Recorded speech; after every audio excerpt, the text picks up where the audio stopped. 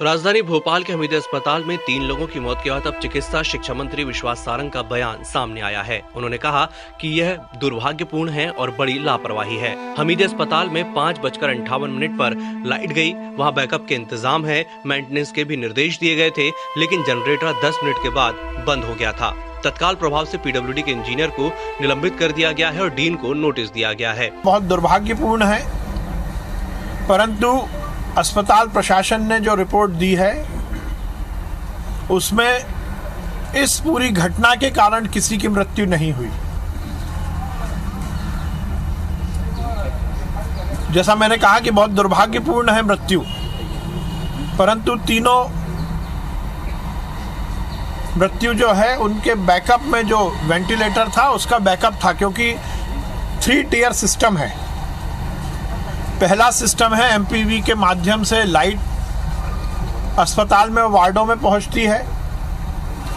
यदि उसमें कोई खराबी होती है तो जनरेटर की व्यवस्था है जो बैकअप देता है बिजली का, और यदि वो भी खराब हो जाता है तो जो मशीन है जिस पर इलाज हो रहा है उसका स्वयं का भी बैकअप होता है। और जिन पेशेंट्स को वेंटिलेटर लगा था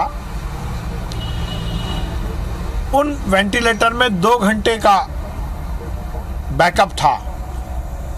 यदि एमपीवी की लाइट गई तो उसको सहारा मिलना था जनरेटर का, और जनरेटर यदि फेल होता है तो वो स्वयं मशीन ही अपने बैकअप के माध्यम से 2 घंटे तक चालू रह सकती है।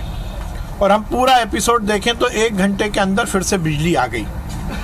इसका मतलब वेंटिलेटर का बैकअप इस घटना से कहीं भी प्रभावित नहीं हुआ, क्योंकि जो इस अस्पताल प्रशासन ने रिपोर्ट दी है उसमें ये सुनिश्चित उन्होंने किया है कि ये तीनों पेशेंट बहुत दुर्भाग्यपूर्ण है कि उनकी मृत्यु हो गई, परंतु उनकी तबीयत ज़्यादा ख़राब थी, वो वेंटिलेटर पर थे। परंतु उसके बाद भी माननीय मुख्यमंत्री के निर्देश पर भोपाल डिविजनल कमिश्नर कविंद्र कियावत जी इसकी जांच करेंगे।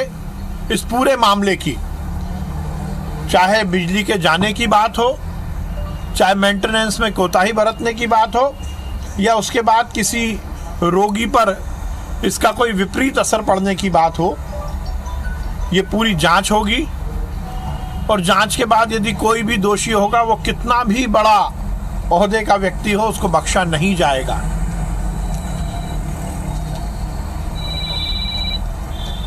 इस तरह की लापरवाही की पुनरावृत्ति ना हो, इसकी व्यवस्था भी की जाएगी। जांच के बाद जो भी तथ्य होंगे उस पर कार्रवाई होगी।